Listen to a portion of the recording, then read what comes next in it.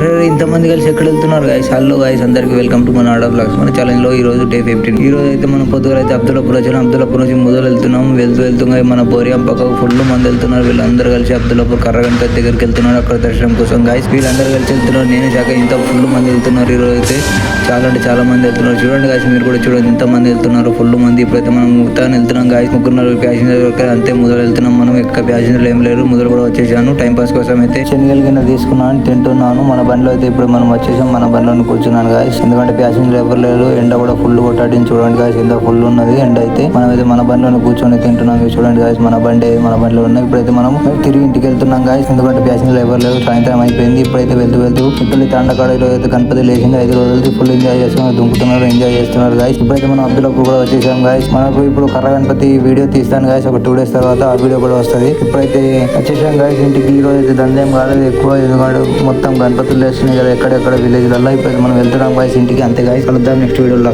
Like చేసి subscribe చేసుకోండి guys. Okay guys, కలుద్దాం. ఏమైనా తప్పైతే కామెంట్ రూపంలో చెప్పండి.